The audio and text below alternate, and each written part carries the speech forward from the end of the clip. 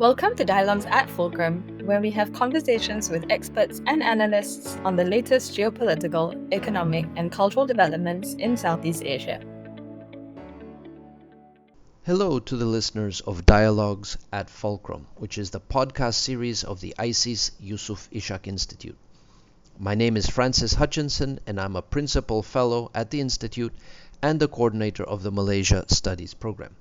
This podcast was recorded on the 18th of June 2026 in Kuala Lumpur at the launch of the book Malaysia's 2022 General Election, Crafting Power in a Crowded Arena. This is a volume that I co-edited with my colleague Lee Hwok Aun, senior fellow and co-coordinator of the Malaysia Studies program. This book was 2 years in the making and features 21 chapters written by a total of 24 contributors, the vast majority of whom are Malaysian or based in Malaysia. The book is a sequel, if you like, to a previous volume that we co-edited on the 2018 election entitled Barisan Nasional, Missigns or Late Surge. At the book launch for our volume on the 2022 election, we had a panel discussion with a subsection of the contributors entitled Did GE2022 Change Malaysia for Good?, which Hwok Aun moderated. The panelists were Howard Lee, member of the Democratic Action Party or DAP, and MP for Ipoh Timor; Shahril Hamdan, former Information Chief and Vice Youth Chief of the United Malays National Organization or UMNO; Nuurrianti Jalli, visiting research fellow at ISIS and assistant professor at Oklahoma State University; and Danesh Chacko, the director of Tindak Malaysia, an NGO focusing on electoral reform and voter empowerment. In this panel, Hwok Aun invited the panelists to revisit the points they made in their respective chapters and also sought to draw out the implications of the election in 2022 for the longer-term evolution of the country's political landscape. This soundtrack has been edited slightly for clarity. Now, I'm honored to moderate this conversation with our four distinguished contributors. The overarching question is, did GE2022 change Malaysia for good? And the double meaning, of course, is intentional. And it leads to two sub-questions. Was 2022 a turning point in Malaysia's history? What was the quality of the change? These are big questions, and there's not much time, so let's hit the road. We will have two rounds of discussion. First, looking back on GE 2022, drawing on our panelists' book chapters, and then we will look ahead to the next GE. So, round one, looking back, and start with YB Howard Lee. Your chapter, entitled Evolving Malaysian Polity from the Ipoh Vantage Point, is transcribed from an interview we did when you visited ICS. As a chef, you added a dash of cuka and rempah, vinegar and spice, which makes for a tasty read. Now, you shared about your journey as a DAP Perak leader in cooperating with UMNO to oust Bersatu's Faisal Azumu as Menteri Besar. But subsequently, DAP did not join UMNO in the state government, though you struck a peace deal.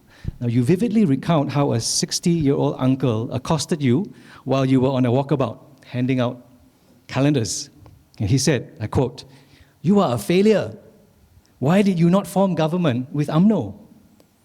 This is you, huh? I was like, did I hear you correctly? And his following sentence was, if DAP forms government with UMNO, that will be the end of racism. Now, we'll not debate that question or get into that. But that is a striking contrast to the popular view that voters had become disillusioned because they felt their vote was betrayed, especially by the Sheraton move and the ensuing instability. But that uncle's stance is in line with DAP's. With power, you can make policy. In opposition, you can only make noise. So, above all, get into government. My question to you is, do you think GE 2022 consolidated this big tent mindset for support for deal-making to be in government, regardless of clashing ideology or former red lines? And just to follow up, is this a broad sentiment on the ground, or do voters still have red lines? Thanks, Hwok Aun. I'd just like to say that when you mentioned it was painful, in fact, it was quite relaxing for me because I had a had a relaxing, well, it wasn't so relaxing, it was like a 2-hour-long conversation, and then I was talked at, and I talked back at them too, and then it just became a recording, and it was transcribed. So it was relatively painless for me. But I think I must also disclaim here, because I couldn't find the original text that was sent to me to approve, so I had to like mad scrambly go through what was said, and kind of brought back a lot of memories, and that was quite painful. Now, big tent. I think that the thesis is general election 2022 solidified and concretized the new age politics and polity of big tents. It's not wrong, but was it really new? Was it something that was a bit of a kind of new en vogue thing that is now become the norm? I challenge that in saying that back in 2008 was when the new trend of big tent politics came in. Because, for example, it was a big tent out of necessity rather than a big tent by design. Because if we go back to Perak, and I'm not biased, well, I am biased, I'm from Perak, and all the political innovations that have meant anything in Malaysia comes first in Perak. 2008, where Pakatan Rakyat was invented by accident. Because, Keadilan and DAP couldn't form government, UMNO couldn't form government, PAS had to join somewhere, they joined us. It was already kind of a deal, I think everyone knew that. And then PAS came in, and PAS was the Menteri Besar with Keadilan and DAP, and there was formed Pakatan Rakyat. So big tent to form government, to extract power, to exercise reforms. Out of necessity rather than by design. So tent then is kind of similar to tent now, but tent now is at the highest level, at the federal level. Is it going to continue in the form of tent federal a la 2008, replay much larger in 2022? Well, the same tent, however big it is going to be a lot more crowded now. Because if one was to look at the field right now, the only party in the field that does not have a splinter party is sad old little DAP. Everyone else, even Bersatu, which is less than 10 years old, has a splinter party in the name of Wawasan. I was going to say reset, but Wawasan. So it's still the same number of seats, still the same number of voters, still kind of pretty much the same players, but you know, Keadilan got Bersama, Bersatu has Wawasan, and then UMNO has Bersatu, which now has Wawasan. Third generation already, oh. Hebat weh. MCA doesn't have a child yet. We don't have a child yet. We used to back in the 80s, but of course that's no longer valid. And I think there's also a new set of dynamics which I think many might miss. As in, the big tent is a consolidation or a galvanization of different powers, centralized at a central gravitational point, right? But I think there's a kind of crack even at an intra or internal party level where right now, and I'm going to try to do this in about 4 sentences, everyone is under the assumption that UMNO right now is trying to at least project a notion and a sense of resurgence. You know, the chest puffing, as you can see right now, with Dato' Sri Zahid, the Deputy Prime Minister, President of UMNO, doing a front page interview with Sin Chew, expressly telling Malaysia what he would like to do if he was to be prime minister. So that to me is chest puffing, that to me is posturing, that to me is trying to project an image of resurgence. But what's happening now, the elections, painful for me because minyak mahal, lots of traveling, 2 state elections, 2 separate dates, conversation for another day, but 2 elections in Negeri Sembilan and in Johor. Are these elections restu, blessed, or even wanted or strategically compelled by UMNO at the central, at the national level? They might issue statements to say that they give it blessing, but for all intents and purposes, I am sure everyone would agree that this was not something that was discussed at MKT in UMNO and was tactically and strategically made happen. It happened and then they justified. And for me, this crack, this decentralization will or may come in a sense that if UMNO wins in Johor, whether UMNO wins in Johor, in Negeri Sembilan or not, you're going to have this decentralization of power away from the central party in UMNO, the grand old party, to the point that central parties, parties at the national level may not be that relevant or be a lot less relevant. So I'll stop there. Okay, thank you very much. I mean, fluidity is one of the themes of our politics and as well as the book, and you've drawn out a lot of insights on that theme, as well as the federal versus state dynamics. So now, Dr. Nuurrianti Jalli, all the way from Oklahoma State University. Oklahoma State, did I say it? Oh, we're so glad that our event coincides with your craving for nasi lemak, roti canai, char kway teow, Sarawak laksa. Sorry, I'm running up. It's a bit distracting. Back on point. Now, actually, those are my cravings, but I hope you share them.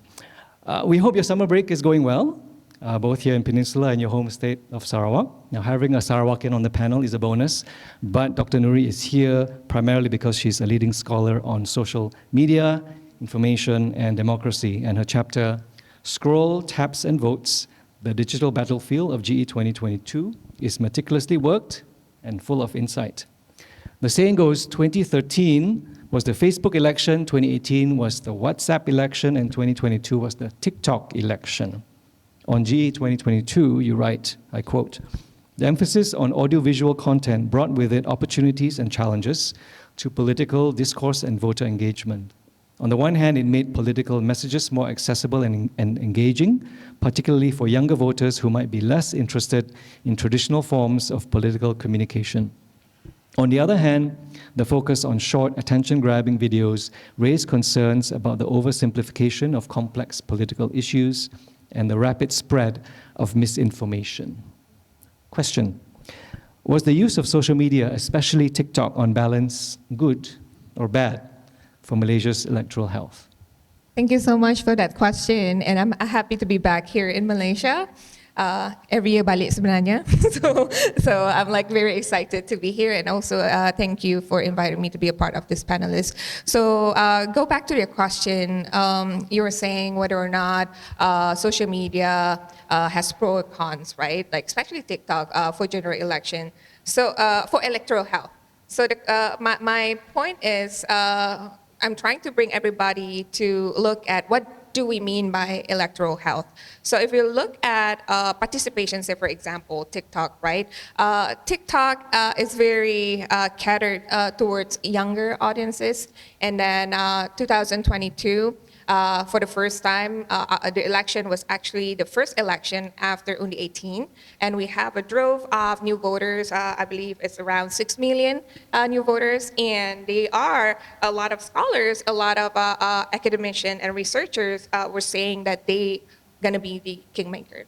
And these young voters, they are using social media actively, particularly TikTok, to get information. They're not going to read the long political manifesto. They're not going to watch TV as much, but they're going to get all the news like through TikTok. So in terms of participation, is it healthy? Yes, we have a lot more people, using social media to get information, TikTok specifically, and to engage with what we call politicians as well. And I think that politicians also benefit from this, right? Because it's a lot easier to connect with with potential voters for the parties. So that's one, that's good in terms of participation. On the other hand, if we're talking about the quality of democratic debates, right? So you quoted the sentence from the chapter that I wrote. So, when we talk about the quality of democratic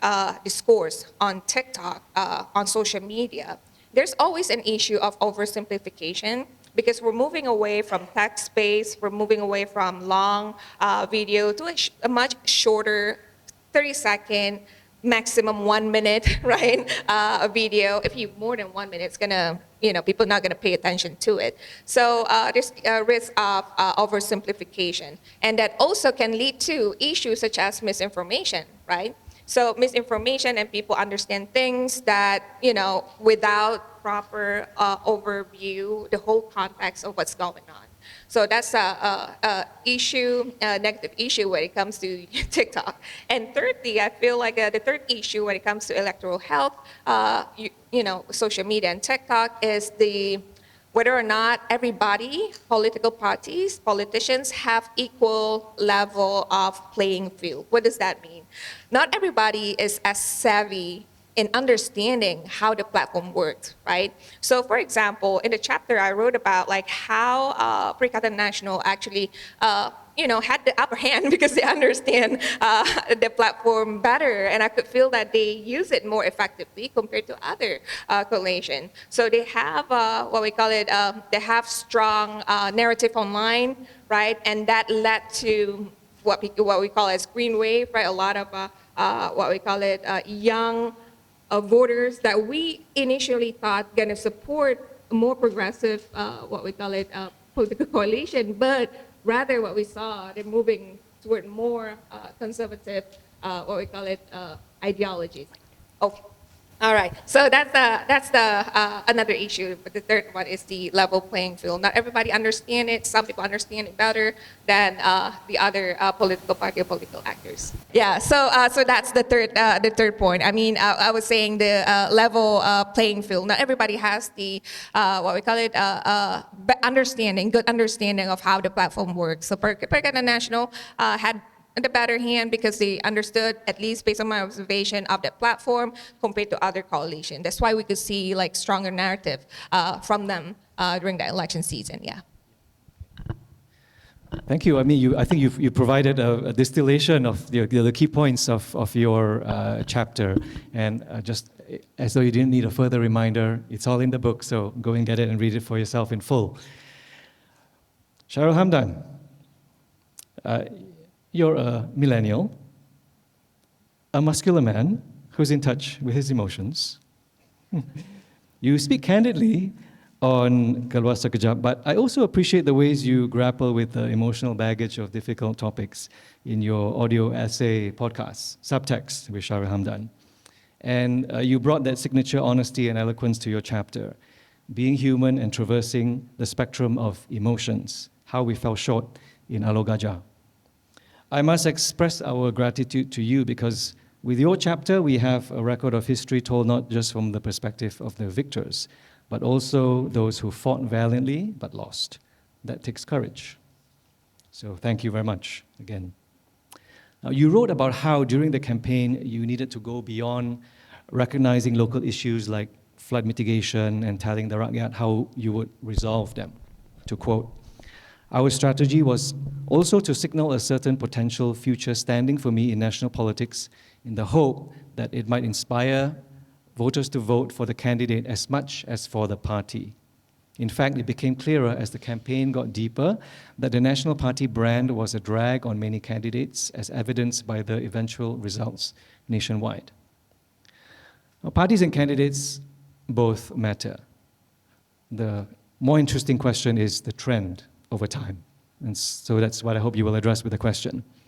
Since the end of BN dominance in 2008 and a more crowded arena in 2018 and then through to your 2022 experience, did the quality of the candidate become increasingly important? Yeah, thanks for the question, and thanks for having me, and thanks for having my participation in the book, despite being a loser and not a victor. For a second there, I thought I was speaking to a therapist when you were psychoanalyzing who I was as a millennial man in touch with his feelings. Don't know how I feel about that, but thank you anyway. So the question is, do I think there is a trend of whether the candidate or the party is more important? I think impossible question to answer, to be completely honest, except to say a very boring one, which is that it depends. I think it depends on the location, it depends on the party, it depends on the moment. Often, I at least have heard the refrain, we should vote for the candidate and not the party. Almost when people have become increasingly disgruntled by all political parties, then the immediate reaction is, oh, we'll look at the candidate. But I almost feel like that's just a reaction in a moment. Ultimately, over a period of campaigning and as different parties position their opponents differently and frame them differently, one of the easiest ways to attack one's opponent is to frame the party that he or she represents as problematic. So in the UMNO of old, and maybe the present new UMNO, the boogeyman is DAP. Maybe for a few years it wasn't, but now it seems like it's back in vogue. For PH writ large, it will be PAS and remains PAS. So then when you think about it, if you are PH inclined and you have a very impressive 32-year-old professional running for PAS, you might be impressed by his speech. Maybe he starts speaking English and then you're like, wow, quite impressive. Because the bar is low for many of you when it comes to PAS candidates. Quite unfairly, I think. But I'm painting this slightly unlikely scenario in jest, so that you, as I imagine this room is mostly PH leading, will probably look inside your soul and ask yourself, if there was that impressive PAS candidate, would you still vote for him? Probably not, is my guess. Similarly, if the politics becomes, or the campaigning becomes how I expect it to become in the coming months and over the next year, whenever the general elections happen, Malay-speaking Howard Lee will still be a DAP candidate. And if DAP becomes the bogeyman that it has always been, and it becomes even more bogeyman for even an UMNO voter, it doesn't matter that he can speak Perak better than a Perakian, he is still DAP. So that in that reading, in that framing, I guess if I had to pick, if you put a gun to my head, I still say party is more important than candidate. Despite people feeling, saying something to the contrary. And perhaps I'm also colored by my own experience, or my own telling and interpretation of my own experience, which obviously you have to take with a grain of salt because it's my own framing of my experience. When I ran for Alor Gajah especially, in the 13 days or 14, however long it was, it felt that most of my interactions were positive. I got the sense that even Chinese voters were happy to vote for me. Ultimately, I got 15% of the Chinese votes, which is higher than the national average. But maybe my gut was like I could have gotten 20. Similarly, across racial lines, just people, it felt that the campaign did well. Like I think we did really well as a campaign. But the results suggest, in specific PDMs, and some anecdotal conversations afterwards, that people would come up to me and say that we liked you, but we couldn't vote for your party. So yeah, my experience and sort of a macro read for the last few minutes and I explained just now suggests to me that it's still more political party than candidate. There will be other data points to the contrary. For example, my podcast co-host lost by a small margin in Sungai Buloh. He had no right, no UMNO candidate would have gotten 2,000, lost by 2,000. Any other UMNO candidate would have lost by a lot more. So he still lost, but the fact that he even came that close tells you that obviously the candidates also matter. So yeah, I mean, it depends on your own experience, it depends on the moment. Are you a super prominent national figure like he was, or like half-cooked like I was, and depends on the campaign itself. In the end, in the main, I still probably feel that the party outweighs the candidate in terms of importance. Yeah, thank you for sharing that, Shahril. I think there's probably a very broad consensus agreeing with you. Party matters more than the candidate. But I think many will also feel that there's so much flux and this is changing. And it's very much a Semenanjung phenomenon, whereas in Sabah and Sarawak already established people with a personal brand, candidates running independently, have a legit chance. But we shall see, right? Bersama is sort of one, budding experiment. But we shall see, and we'll move on as well to Danesh. Danesh Chacko, I really wanted you to be on this panel because you are a practitioner of the important craft of number crunching and granular election analysis. And I feel we must give due recognition to Tindak Malaysia for your national service of painstakingly compiling and cleaning election data and constituency maps and making it freely accessible to the public. We deeply appreciate that. Your study, Minorities Under the Microscope, focused on 4 constituencies with substantial minority group presence: Indian and Orang Asli voters in Sungai Siput and Cameron Highlands, Chinese voters in Air Hitam, Johor, and Cebu, Sarawak. The headline of GE2022 that the Chinese and Indian electorate overwhelmingly backed PH is true at the macro level, but when you broke down the results by polling district, you found some interesting patterns from 2013 to 2022. Let me just quote a few sentences. Cameron Highlands and Sungai Siput show that in recent years, Orang Asli voters have been willing to consider parties other than BN, and that Indian voters are prepared to swing from BN to PH and back based on electoral circumstances. Air Hitam and Cebu showed the loyalty of Chinese voters to PH, and at the same time, their willingness to exercise pragmatism in certain election cycles. Your work reinforces a widely held view that minority groups vote pragmatically and are less driven by partisan loyalty. There's also the tactical aspect, which is voting for the party that is more likely to win rather than the party that truly represents one's values and preferences, which sometimes translates into voting one party for state and another for parliament. My question to you is, in what specific ways did you see minority groups voting pragmatically and tactically in GE 2022? Thank you very much for inviting me to be part of this esteemed panel. And also would like to thank ICS not only to invite me to contribute, but want to highlight that you mentioned the cartographer, because my background is I produce maps. I'm not a political science person. So it's great to see that the cartographer name from ICS was actually listed. Now let's boil down to the question that was asked about voter pragmatism, what more importantly is how the minorities vote. My chapter covered 4 seats, and for this answer, I will choose 2 of them. That is Air Hitam and Cebu. And in order to answer this question, I'm not going to limit myself to GE 2022. Because in my study, I look at the elections from GE 13, that is in 2013, all the way to 2022. And for your information, like Air Hitam and Cebu, you have state elections interspersed in between.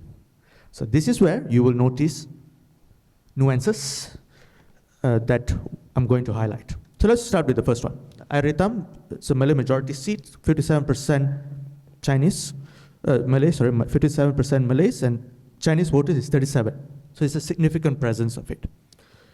From GE13 to GE15, and strictly general elections, the support for PH among the Chinese voters was 2 to 3 times higher than their rival, that is Barisan Nasional. Of course, the other part is the senior citizens of the Chinese community has a slight more greater inclination to vote for BN, but of course, PH commands the majority, like outright majority, okay? When you have a separate state elections, like we think about the Johor state elections of 2022, something has happened, particularly for the Chinese voters. Interestingly, when I was reflecting back on the figures, in the Chinese majority polling districts, on average, the support for Barisan Nasional and PH was neck to neck, literally neck to neck. Like one is 46%, one is 44%, which is actually unthinkable because just now I said in G13 to G15, a Chinese voter, the community will give 2 times more votes to PH as opposed to BN. But suddenly, this election, Johor state elections 2022, they decided to go in a different trajectory. So let me just give you some quick potential explanations of why that has happened. First of all, we have to understand when did the Johor state elections of 2022 took place. It was the coming of the end of the COVID era. That's one. Number two, it just came off after the Chinese New Year. So this impacted the turnout. Because as we know in Johor, a lot of the voters might be residing in Singapore. So there was a dramatic decline in turnout, of course, for all communities. But I noticed it is more pronounced for the Chinese voters as opposed to the Malay voters. So that could have impacted. Okay? The other thing is about pragmatism.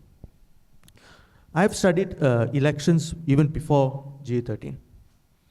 One of the things I noticed particularly for Chinese voters is this concept of pragmatism, whereby before 2008, in certain elections, you vote at that time DAP at the federal level, but for the state level, you opt for any of the Barisan Nasional parties, MCA, Gerakan, or that sort of equivalence. Why? Because at the federal level, you want to have check and balances. But at the state level, I want to ensure a government that's able to deliver services. Because at that time, and unfortunately speaking, this still happens a bit, is if you're an opposition representative, I'm sorry, you're denied of any constituency funding or any form of support. Even though most of the voters voted for you, you are effectively hamstrung to deliver. Okay. So that is for the case, for the 2022, we kind of saw that repeat of it. Because at that time, we have to understand who was part of the government, right? It's this whole confusing time of transition between Perikatan Nasional and Barisan Nasional, all that sort of stuff, which the voters would need to figure out who should I go with that can bring stable government. And at that time, the answer would have been BN. Now let's go to Cebu. As a matter of fact, Sarawak is, I would say, is the last bastion of the BN-dominated model we have in Malaysia, whereby you have one coalition that pretty much have a super outright majority, where your opposition is just locked into few seats. For Cebu, at the federal level, it's a Chinese majority seat. Consistently, they will vote with DAP. And this is where you actually notice something, and I was surprised. Depending on which age group, sometimes the difference between supporting DAP or PH and SUPP or GPS, the gap is 10 times. I was shocked. It's that huge for one of the elections. If you don't believe, please buy the book and you'll find the chapter for that. Okay. But then when the time came for the 2021 Sarawak state elections, which happens to be the last state elections before the implementation of Undi 18, and also still under COVID era. The Chinese voters has pretty much, who used to support DAP very strongly in 2013, in some of the state elections in 2016 and that sort of stuff, or even before, referring to 2011, decided I part ways with DAP, I opt for SUPP or any equivalent parties in GPS. Because at the end of the day, Sarawak is the last bastion of this BN-dominated model. So if you're not part of the state government, you're effectively denied of the resources to even to deliver. So from a pragmatic point of view, a Chinese voter, I would say, I would like DAP, but I think for in this context, I will opt for DAP for the federal level.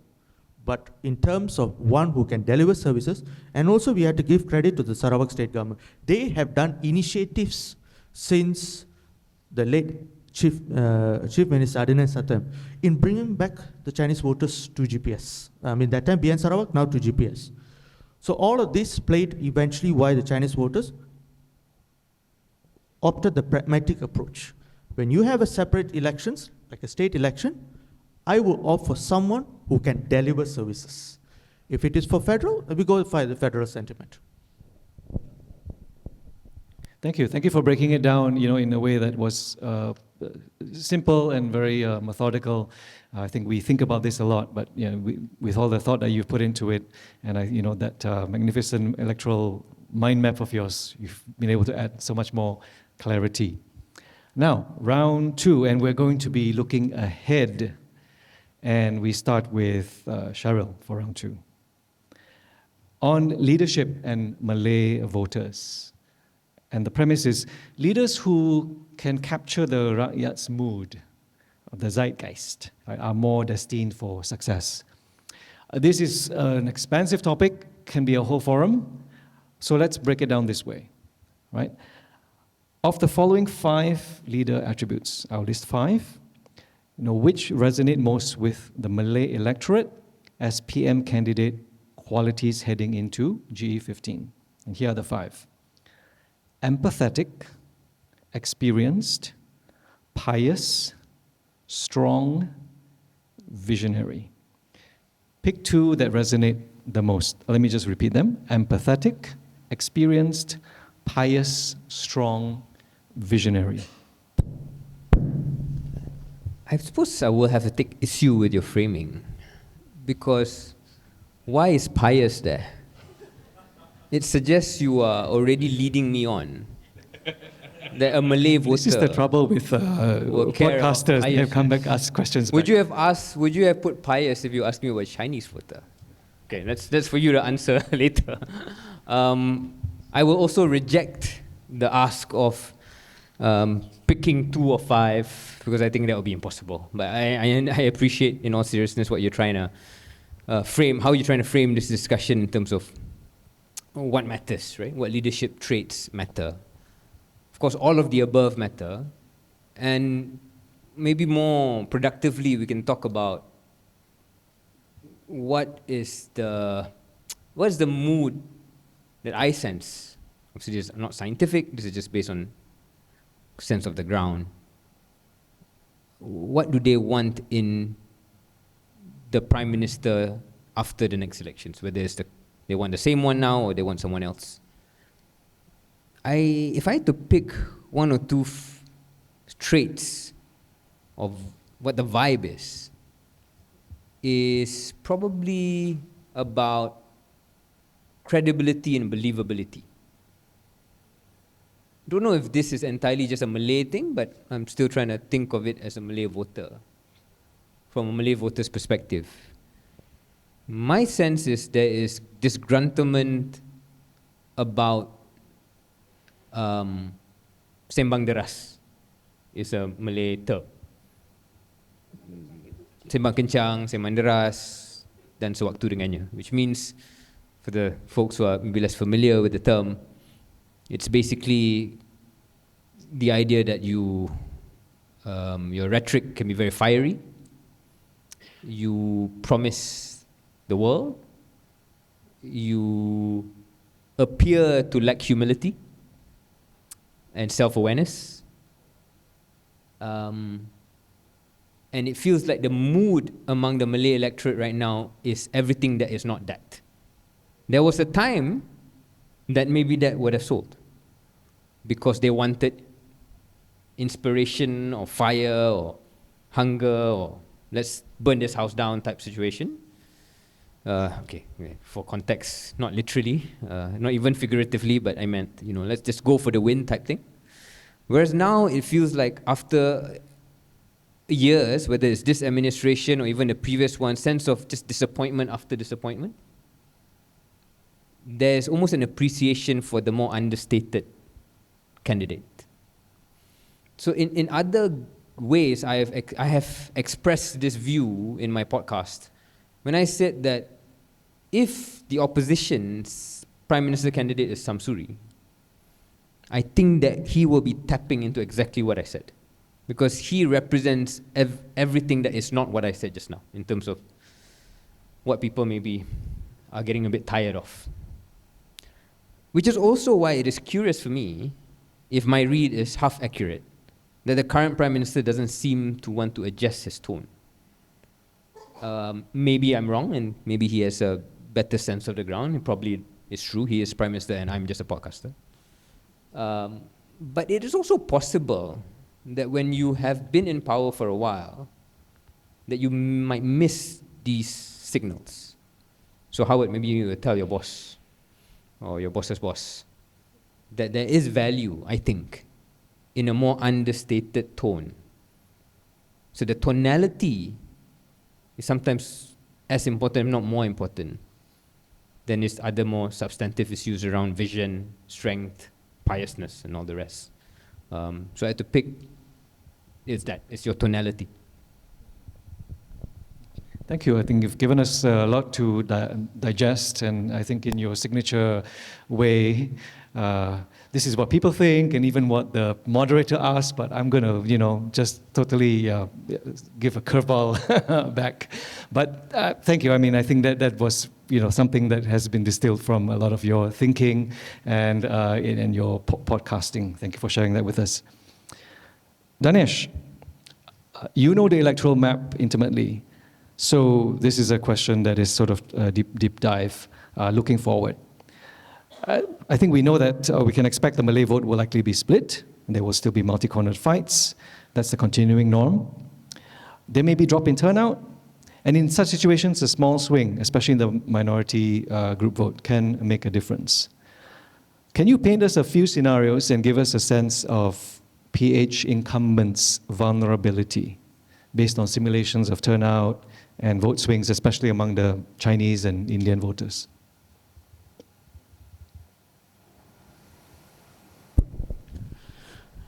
Okay, so this is it's a difficult question because it is based on simulations and it's up for debate and contestation. When I reveal some scenarios as I answer this question, and I want to go just beyond just about the question of minorities. So for your information, please do visit our Tindak Facebook page or our X, because we will be releasing an election simulator. Let's say we have a situation, we use GE15 makeup. And I'm going to just keep the turnout as it is. We're looking at the first scenario. Turnout as the same as G15. I do a swing from PH to BN 5%. And PN to BN 5%. You might ask, why 5%? Again, it's up to debate. And Danesh, why did you choose that swing to BN? Because not only I look at the situation in 2022, we must understand the 2024 was the turning point for Barisan Nasional. It's the Nenggiri by-election that gave the boost to BN. So hence this is the logic. So let's say we do the swings. What will happen? Even just a 5% swing from PH to BN, PN to BN, BN will literally double its seat count from 30 to 68. PH will witness a loss of 15 seats, 81 will drop to 66. And PN will lose 18 seats, 68 to 15. Okay. Of course, you can give and take, okay, this sort of stuff. So what are the seats that are vulnerable to this flipping? Bentong, Alor Gajah, and Kuala Selangor. Now, second scenario. This time we include the factor of dropping the turnout, which I think I will be upfront, we have to face that possibility.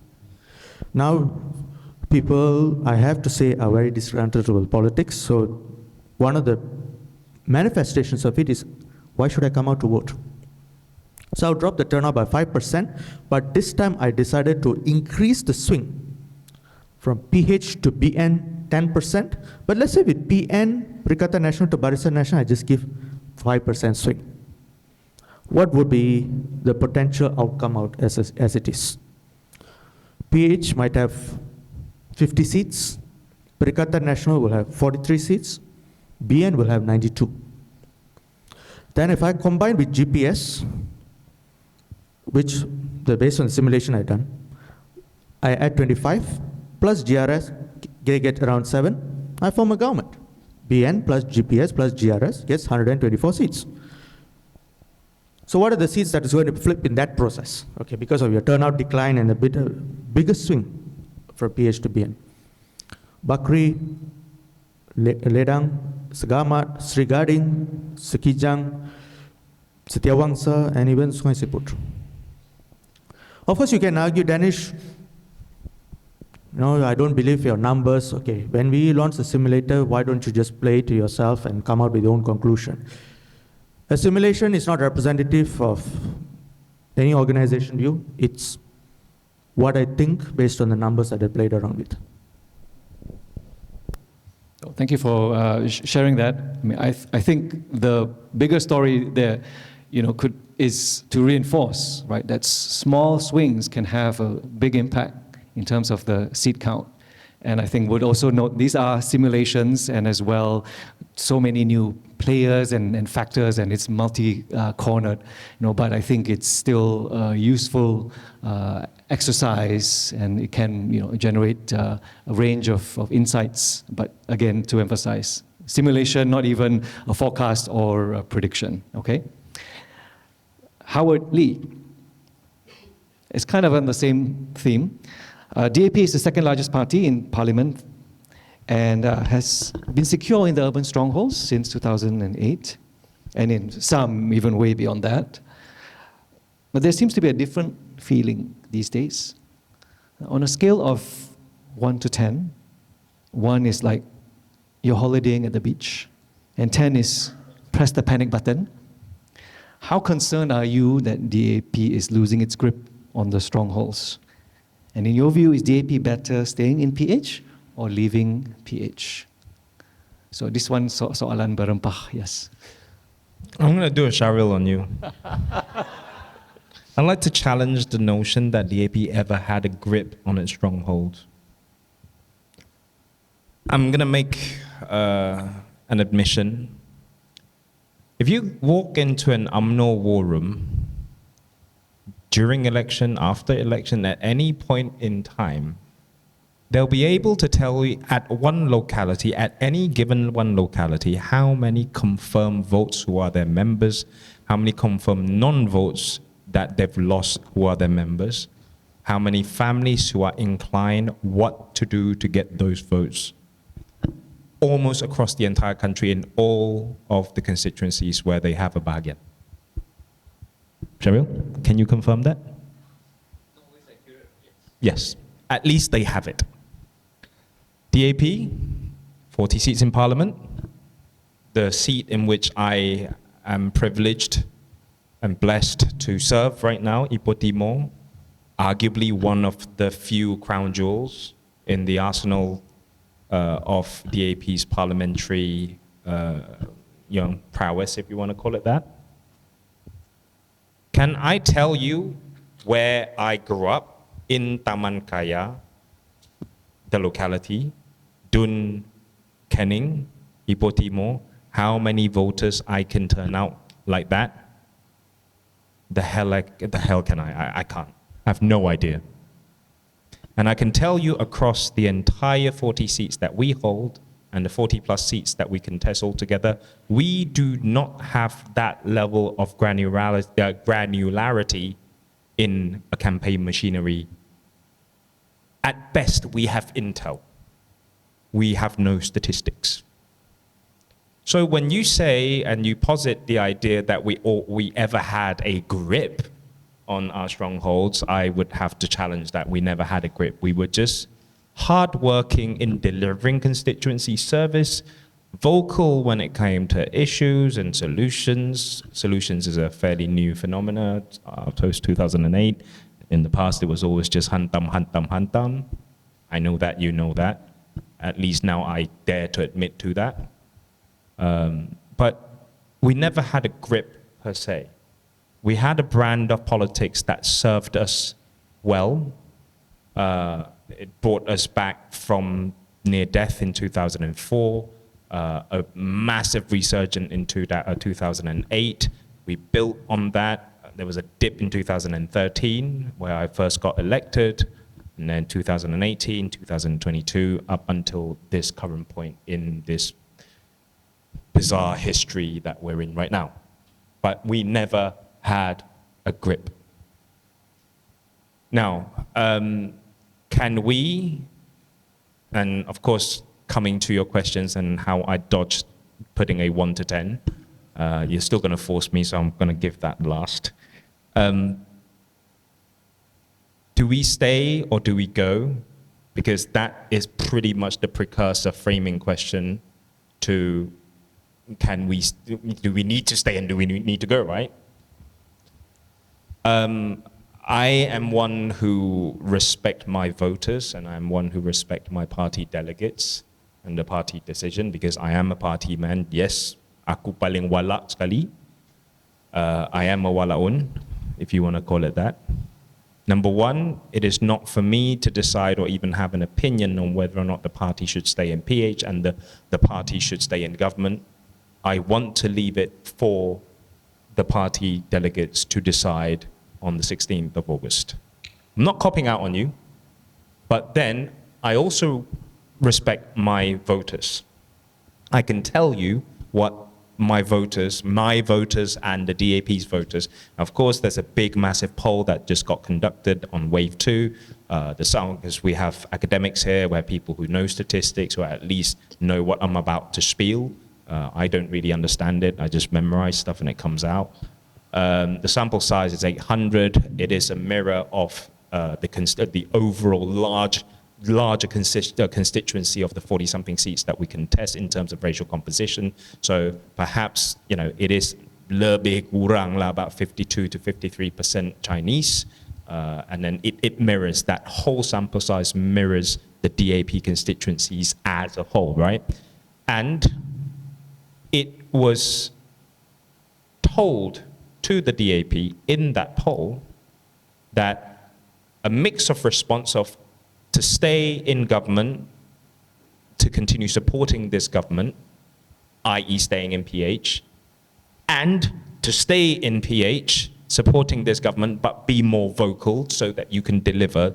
These two categories put together with a context of 22% of the entire sample size not having an opinion. So 22% not having an opinion, 57% out of the entire sample size said stay. And there was this 17% who basically said leave. And if one was to cross-reference, the 17 pretty much comes from those who didn't vote for us, wouldn't vote for us, and would never even dream of calling us their party of choice. So from that, I can see and extrapolate from that or theorize that our voters from that sample size, fairly large, wants us to stay. I do not want to make a decision, tak nak mendahului keputusan parti atau delegate. So I'll leave it at that, but from 1 to 10, I'm a little bit panicky and always panicky, so I would say that 6. Well, thank you for going on that whole big circuit, but in the end you gave us an answer.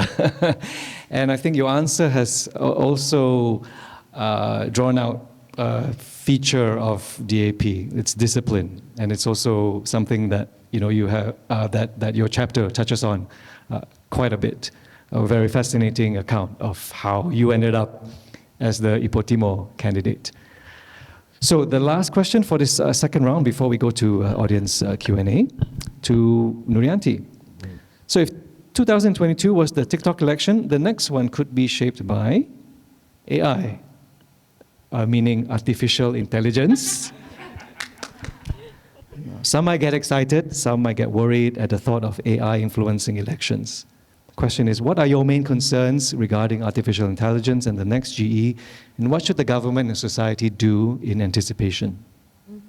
Thank you so much for that question. I actually ended the chapter with this concern. I had the opportunity to speak with your co-host, with KJ, and talking about the use of social media, and it helps shaping the whole chapter.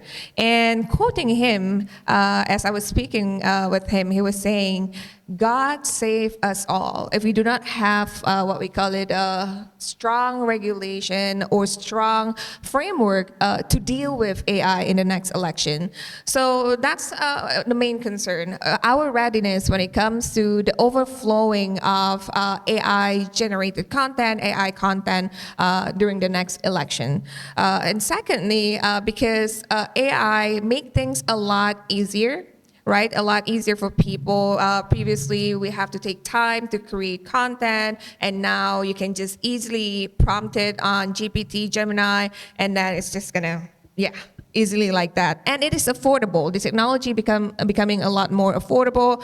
I just completed a study on deepfake, and it was so easy to create convincing deepfakes with my very limited technical skill. So which means that if I can do it, people with strong motivation, strong motivation, strong objective to influence the election, they can do it very easily. And that can, if certain political parties, they have enough money, they can support that. So that's one concern. And secondly, this is what we call, for scholars, people who research what we call an information ecosystem, we call this as liar's dividend, which means that we have issues now where we are overwhelmed with a lot of false information. Even truth, we would say ni mesti AI. Even real clips, real video, everybody gonna question this must be AI. I spend a lot of time on TikTok, not just for research, but for just to chill. So when I read comments, even myself, I feel like certain content are very convincing. Even if it's the truth, I would second guess it, right? So this is what we call as liar's dividend, right? In information studies. So that's another concern. So during the election, if truths leaked out, scandals broke out, people involved in that scandal can easily get away with using that excuse. And thirdly is informational systemic risks. I feel like the use of AI and misinformation or a disinformation campaign using AI can lead to a systemic issue, which means that it's cascading to other, industry, cascading into other pillars of democracy that we have in the country. Like say, for example, if we have a candidate that's supposedly involved in corruption, say for example, and that candidate is the person responsible for policy formation involving indigenous rights. This is hypothetical situation, okay? And people do not believe in that candidate, and that candidate lose that ability to influence that policy and eventually gonna affect the indigenous community, say for example. So that is another concern that I have for AI in the next election. And how should we do it? I feel that we have to work on our framework. We do have ONSA now, and right now MCMC is trying to push for AI labeling, but we do not have election specific just yet. So I think it's something that we need to look into, like maybe we want to push for political parties to disclose the use of AI for political campaigning, just to be as transparent as we can. ideally, but implementation wise, we're not sure. And secondly, what we can do is we have to really think about how can we equip the people, right? How can we equip the people to be more vigilant and more critical of information that they get online? In Malaysia, we do not have a strong curriculum that really teach people like digital literacy from school, right? We're not like Finland. We're not like other Western countries that really embed that media information literacy as a part of curriculum. So which means that we leave it to, some campaign, PSA campaign, and some, smaller scale courses to equip people. But I feel like we're behind that, and we need to really, really work on that component to equipping our people. And there's also need to be a stronger collaboration between the EC, right, civil society, fact checkers, and we have to be more responsive. Right now what we're doing is that we're playing catch up. Right, we're playing catch up. Something happens and bureaucracy, and we wait a little bit, and that thing already spread across the country, like to the other country. I feel like we need to step up our response, what we call it, a mechanism as well. So that would be my answer to the question. Yep, thank you very much. Thank you for giving us such clear thinking blocks, and I think really underscoring the importance to be vigilant and to be proactive. I hope that authorities will be reading your work and that these conversations, right, will really be impactful. So with that, we have concluded the 2 rounds, and it's now over to you, the audience, for your questions. So please step up to the microphone. We'll have 2 mic stands. Introduce yourself. Please be concise and speak clearly. Okay, looks like we have 3 for this round, and here, 1, 2, and 3. Go ahead. Good evening. Thank you to the panelists for that inspiring discussion. Now, what I hear from all of you is that, well, there's a lot of different factors that might be involved in the election. So then, Shahril spoke about parties earlier, and Nuurrianti, you spoke about social media. Now, my first question might then be, do you consider either one of these things to possibly have a material impact? Like, for example, in some future scenario of the future, if you change one of these factors, like, PN, for example, stepping up its engagement or otherwise, do you think that that could change the outcome of the election? Now, the reason for that question is partly because of what Shahril said earlier about how, well, a lot of people, they tend to choose the election candidate based on the party that they represent rather than the individual candidate right there. And also in putting all of the panelists sort of in conversation with one another, what do you consider to be the most important factors? Or is there really a single determining factor that you consider that would possibly materially shift the outcome of the elections? Thank you. Thank you. That was Victor. Thank you for the question. Please introduce yourself and give us your question. Hello. Hi, my name is Hui Ying. I'm formerly a researcher in an MP's office, and I'm now an independent researcher, and I'm also running a Mandarin podcast. So I have one question for YB Howard Lee, because just now you spoke about splinter parties. So how do you see, like, if like Bersama or Wawasan failed someone like in DAP seats? How do you think it will affect like DAP's chances to win the seat? Yeah, and then like for example, for Wawasan is like Hamzah Zainuddin, right? But and then he's also in Perak. So maybe you can share us a little bit more, maybe preliminary, on how it will affect the state and the federal in the whole. Thank you. Hi, my name is Terence. Thank you for the insightful sharings tonight. So my question will be mainly on, would like to know, will there be still a huge impact coming from the Undi 18 voters? Because in 2022, we did not really see the impact, but the subsequent state elections in 2023, we could see that the influx of new voters did change the whole dynamic of the elections. And then, yeah, so would like to know your thoughts on that.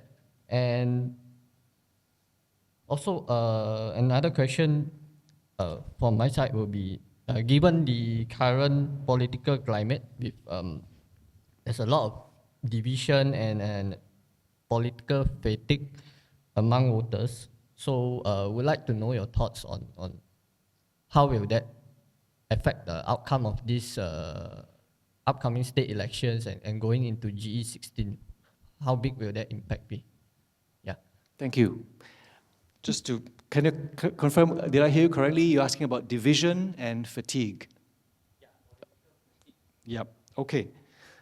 Thank you very much for the questions. Yeah, really great stuff and pointed. So I think for Shahril, what is the most important factor?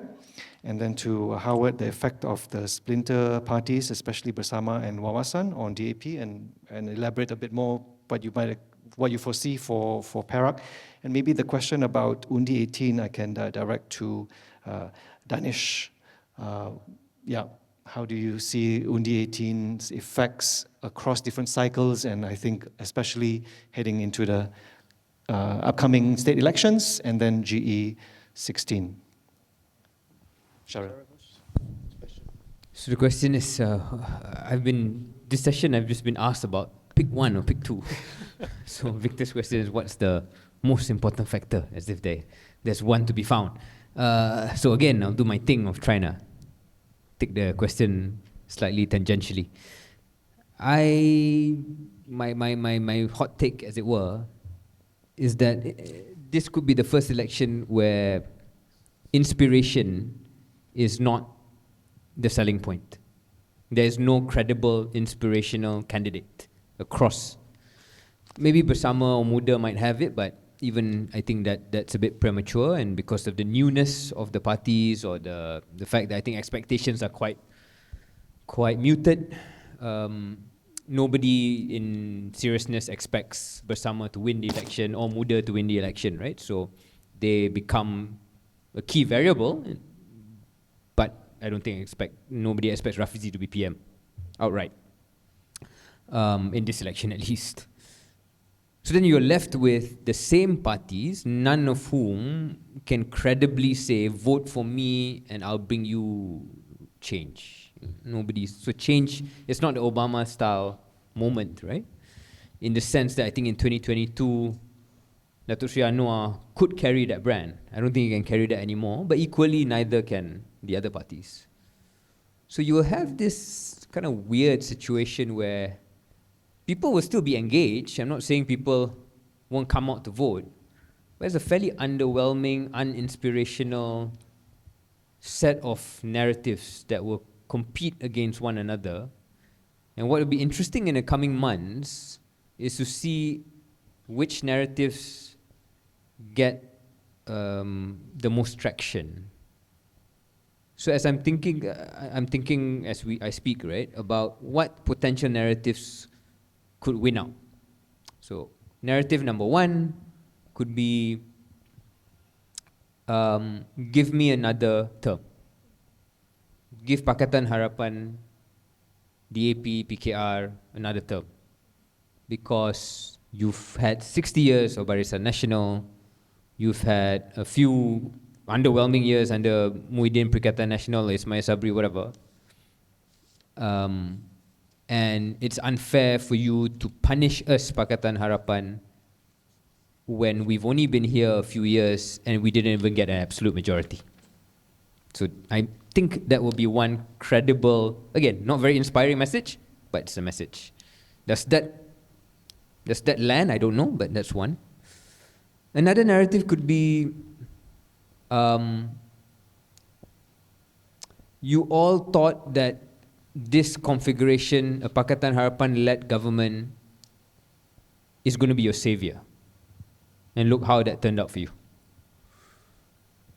And therefore, go back to the party of stability, the party that you know the ministers can do its work, who are proven to know how to manage race relations better, even though you might blame that party for being the source of some disharmony, but over decades, that coalition knows how to manage, deliver on promises, operationally more competent than these new guys on the block who talk a good game, but in some cases allegedly not able to work the civil service in a way that's productive for actual policy delivery.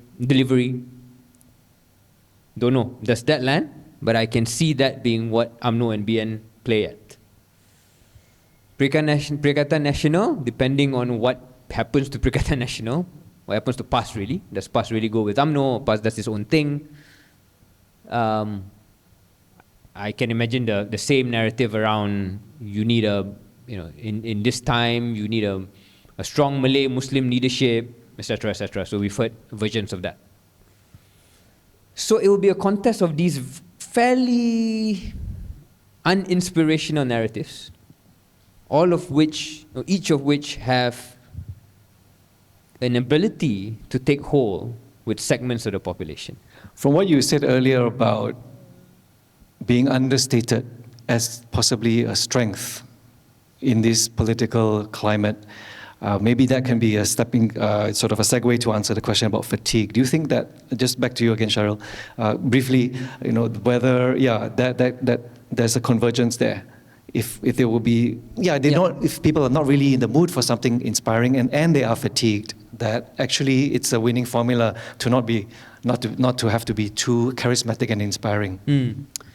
But fatigue, I think fatigue doesn't seem to me to capture everything, but it's probably the closest term, because fatigue suggests that people are disengaged. I don't think they're disengaged.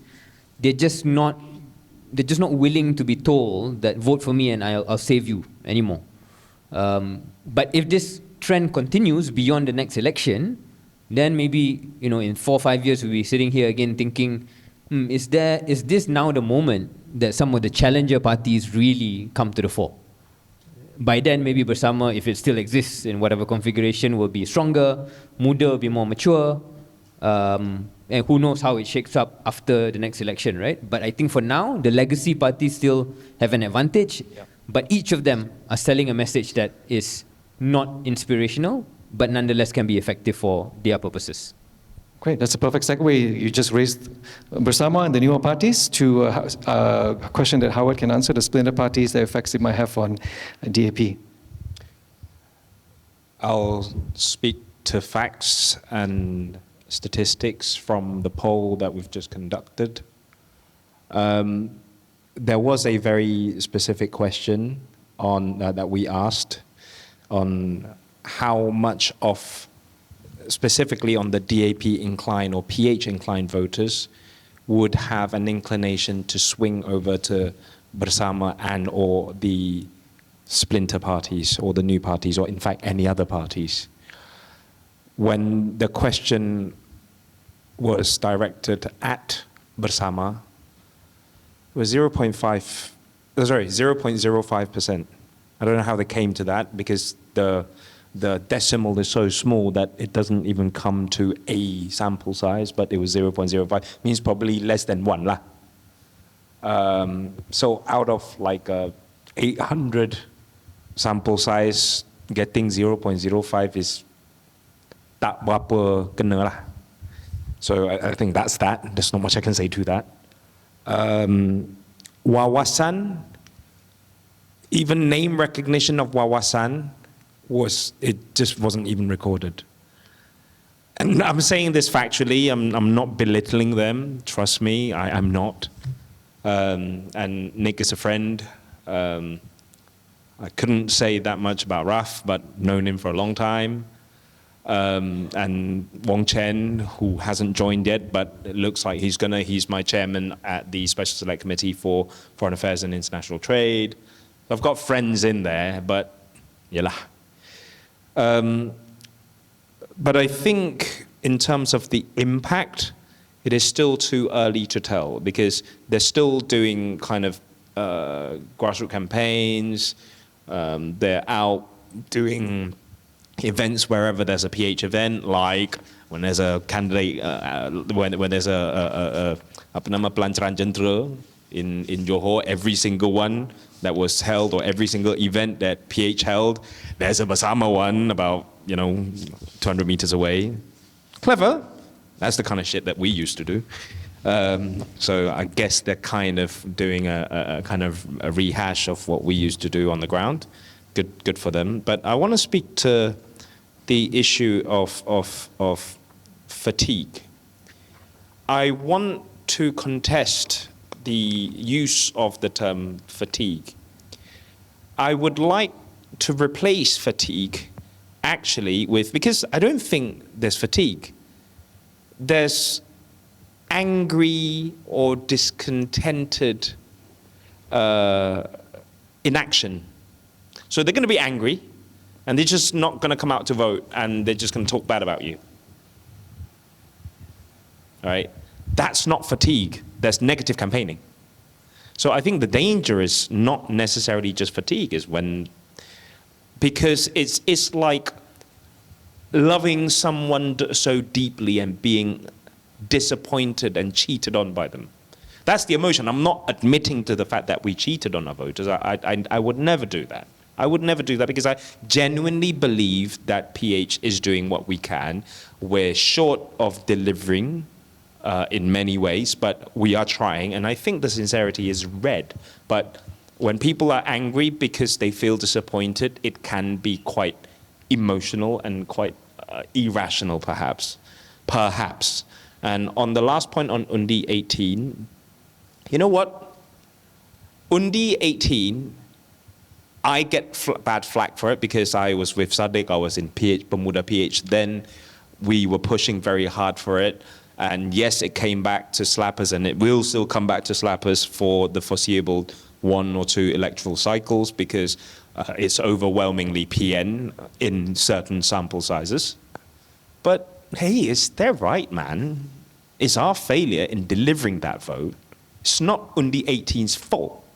It's our fault for not being able to deliver Undi 18. So I would say, get off our high horse and pull up our cotton socks, stop licking our wounds, and start talking to the Gen Zs and start talking to the youth, because they are up for grabs, because they listen. They do listen, but we have failed.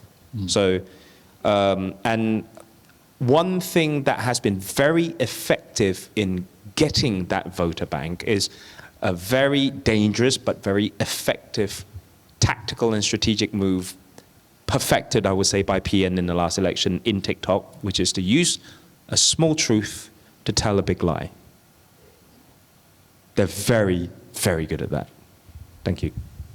There was a specific point to the question about Undi 18, and maybe this can be the closing point for our session. Well, before the closing round. Then Danesh, if you could address that, it was about whether or not, as you have followed 2022 general election and then the state elections, I guess the premise was that the effects of Undi 18 became a little bit more salient as we went from 2022 to 2023 to 2024. Do you have some thoughts about that? Okay, this is a difficult question, but I'm going to answer from multiple angles. First of all, Dr. Nuurrianti talked about the expansion of the voter base. Talk about the millions. The millions didn't come from Undi 18. The millions came from the AVR. That's auto voter registration, AVR. Yeah, automatic voter registration. Undi 18 just only brought 1 to 2 million, and that's it. It's the AVR who changed the big deal. Now, when it comes to the impact of Undi 18 on elections, I've not done a full study of the recent, multiple elections. But I did a study just specifically about the Sabah 2025 elections, because that's the most recent state elections that involving Undi 18. Okay? And when I decided to study all the salurans and I stacked it based it on age, every saluran I calculated median age.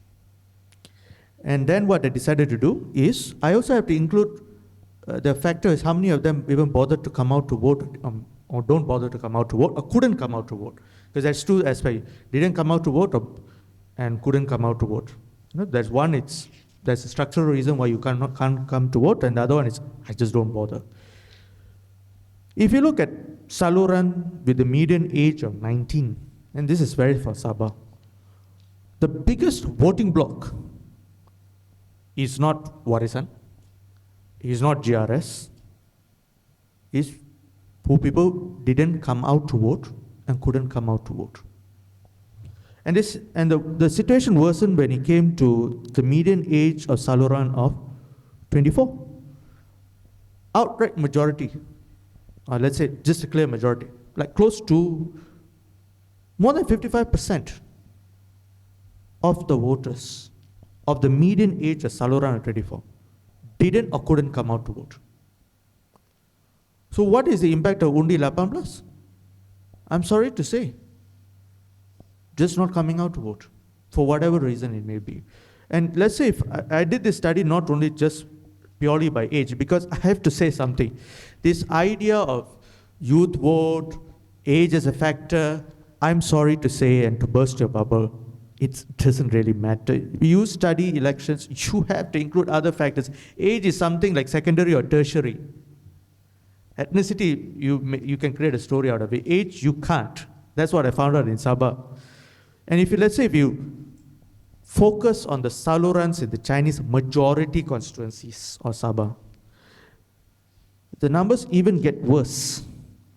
Like, if you have a Saluran of median age of 20, 60% of the voters didn't or couldn't come out to vote.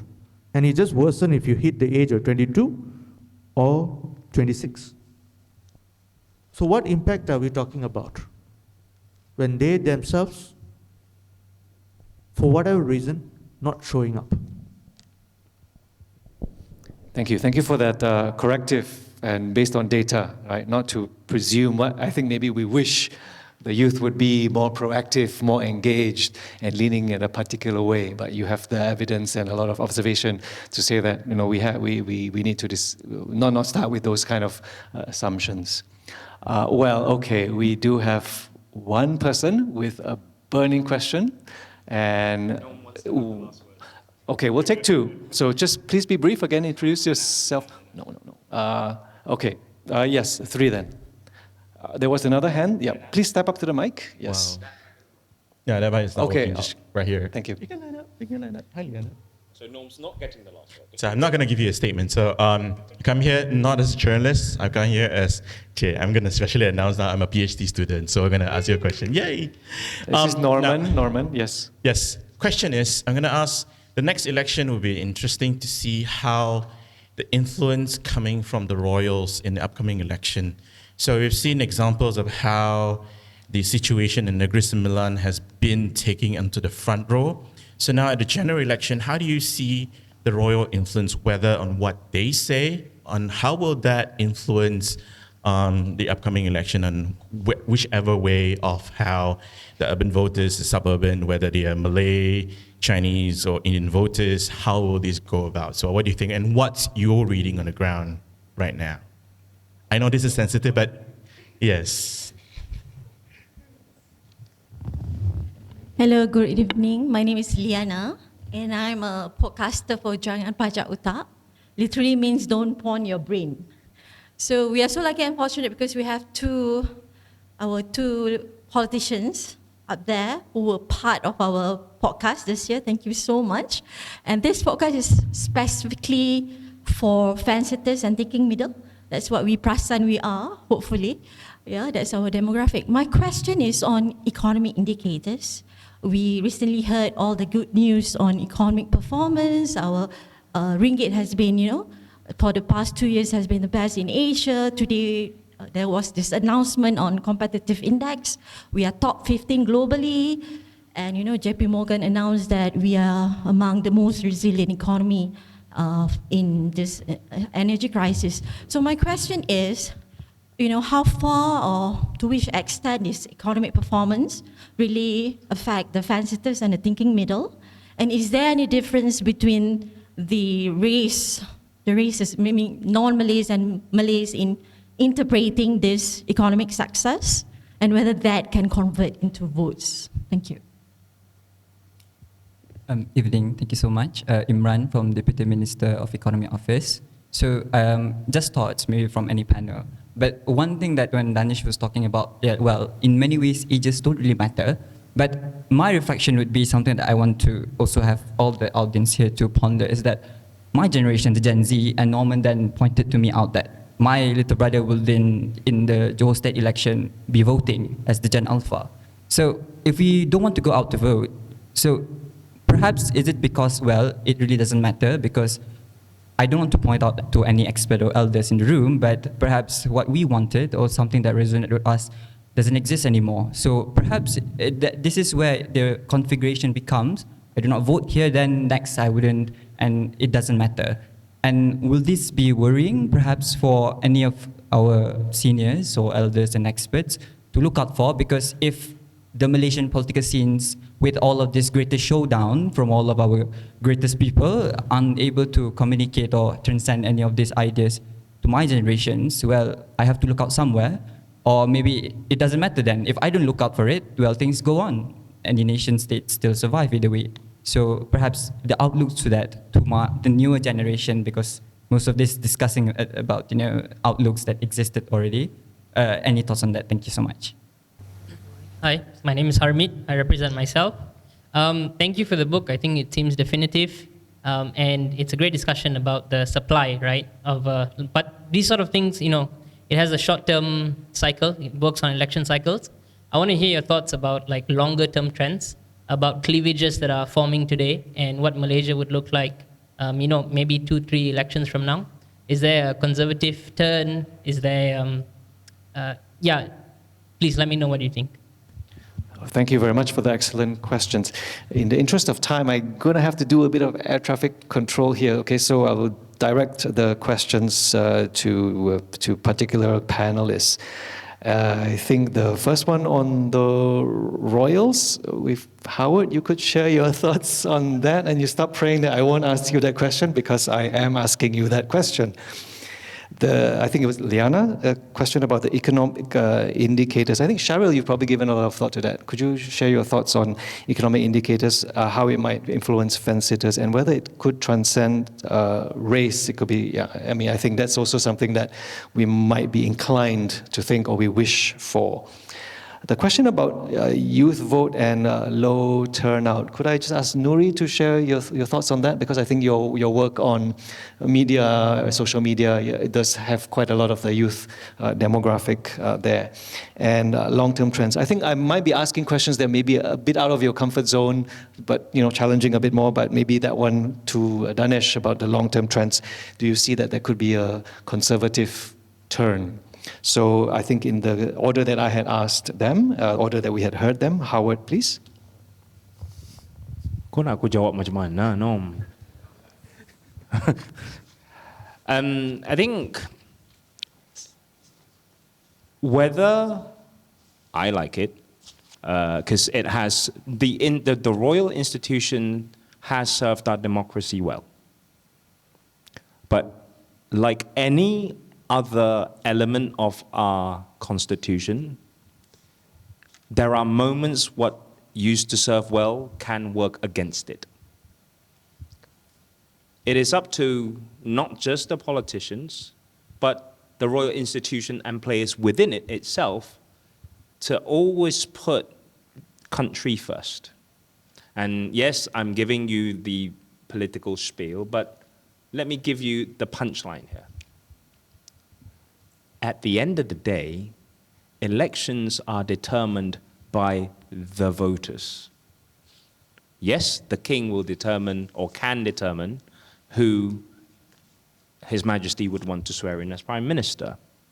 But that has a precursor to it, and that is electoral results. So if the electoral results speaks resoundingly and clearly and, well, quite frankly, if it was unambiguous, then democracy works and our royal households will have an easier job, and that's what we want. I'll leave it at that. Thank you. Shahril, on the economic indicators and implications? Yeah, my sense is this is one of those things that perhaps those in this current administration and their supporters find quite frustrating, because the macro indicator suggests that things are going well, and in their more transparent moments, I think they demonstrate or display some exasperation as to why it has not translated to higher political support. My interpretation as to why is, one, people would have heard this term K-shaped recovery or K-shaped economy. I think that's probably what's going on. You have the macro indicators themselves don't speak to how people on the ground reflect or feel their economic condition is. It's quite separate and two different things. It's not a median number, it's always some sort of macro number and even average number that doesn't capture the zeitgeist or the actual feeling on the ground. That's one. Two is, somehow in the communications, they either undersell it or oversell it. And perhaps someone with academic chops should do this and study whether what I've just claimed is true or not. But my sense is, from memory over the last few years, there are some achievements that they don't sell well enough or not able to sell, and others they overclaim, in the way Malays were saying, claim lebih sangat, claim mileage lebih sangat. So somehow they've missed the sweet spot in the comps. So I think for those two reasons, it's not translating. Having said that, to Liana's original question, are there differences between different groups? I think business owners, I've spoken to some business owners, especially non-Malay business owners, who feel that this government ought to be given more credit than they are. They'll be like, why are people not happy? Okay, what, things are all right.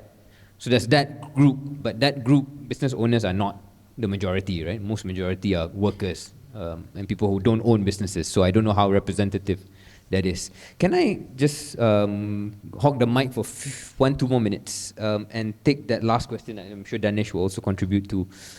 Because I think that's a very interesting question around what are the long-term trends beyond this short-term election cycle conversation that we're having.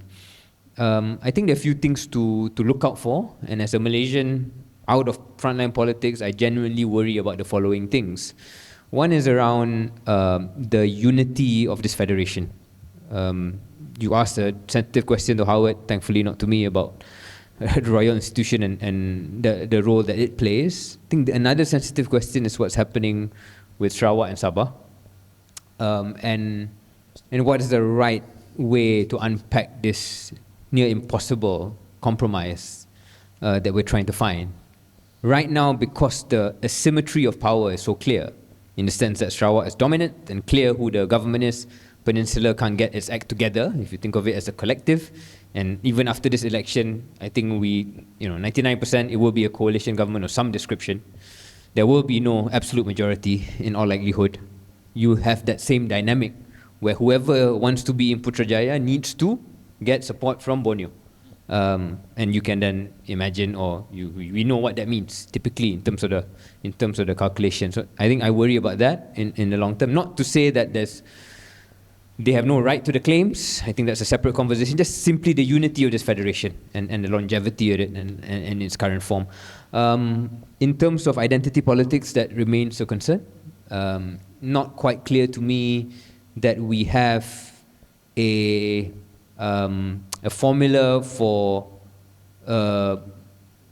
sort of kind of middle of the road, progressive, this word centrist is bandied about, moderate, whatever the term is, that don't play the populist extreme politics of left or right, however you transpose left or right into Malaysia politics, but I think you get what I mean, that can capture imagination. So far, the ones who can capture imagination and attention politics, if you assume that attention is the biggest currency in politics these days, the ones who can capture attention tend to be from the polls. There are not many now from the center who get to capture, so I worry about that trend. And lastly, is economic inequality and the worsening case of it, in which there will be more and more instances that elites and members of the establishment, present company included, will be targets of first criticism, and later on maybe something worse.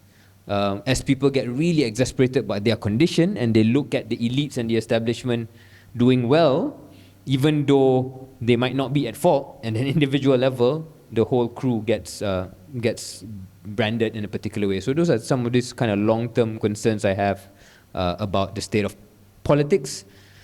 I could have another 5 minutes on the state of the economy, but I won't. Thank you. Nuri, maybe the question about the youth, and let me put it this way, as low turnout and irrelevance of politics to them, based on your reading and your research. Thank you so much for that question. I hope I will be able to answer your question.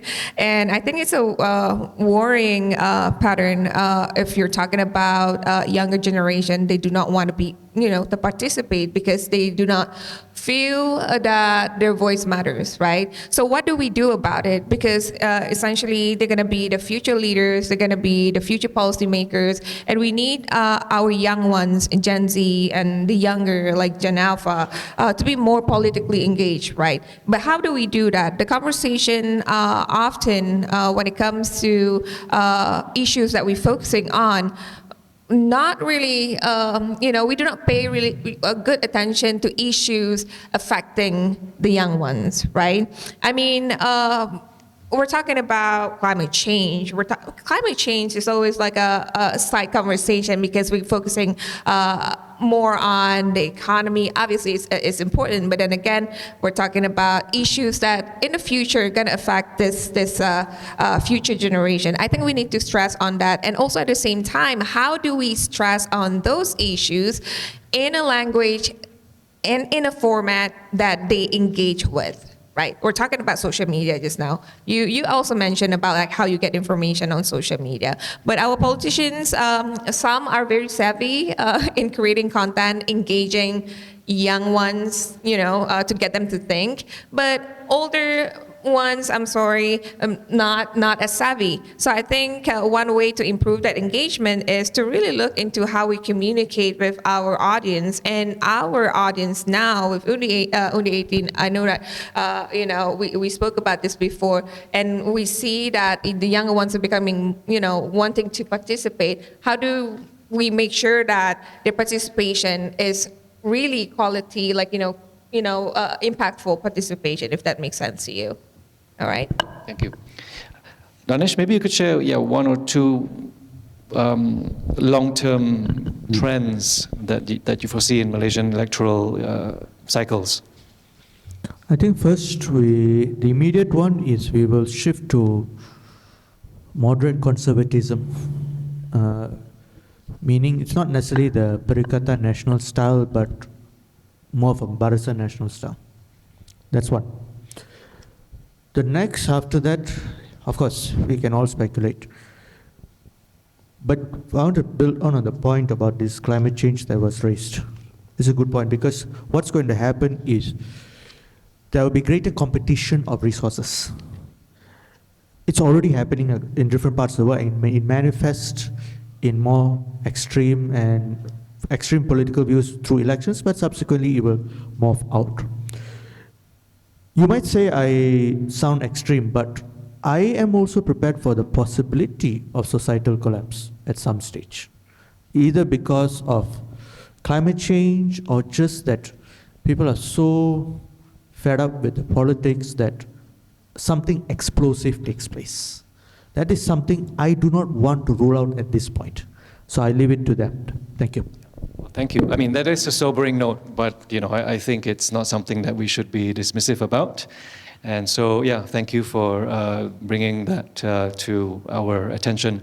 There's a lot that has been said, I think, that also could spark many more conversations, but the session has been quite long. I would like to think that the night is still young. I do want to end on an energetic round, though, and that's what we have prepared for. So, a lightning round, 2 questions to all, and you only say 4 things, 1 number and 3 words, okay? So, the first question to all, when will GE16 happen? Don't take it too seriously. Don't overthink. There's no glory in getting it right. There's no shame in getting it wrong. Your answers are either 2026 or 2027. Question 1. Question 2. Give us 3 words to describe GE16. Just 3 words. No commentary, nothing. Okay, so we start with Danesh and we move in a row to Howard. Danesh. First question, 2026. The next is return of BN. Can you repeat that? Return of BN. Okay. Shahril Hamdan. 2027. Zaid Hamidi PM.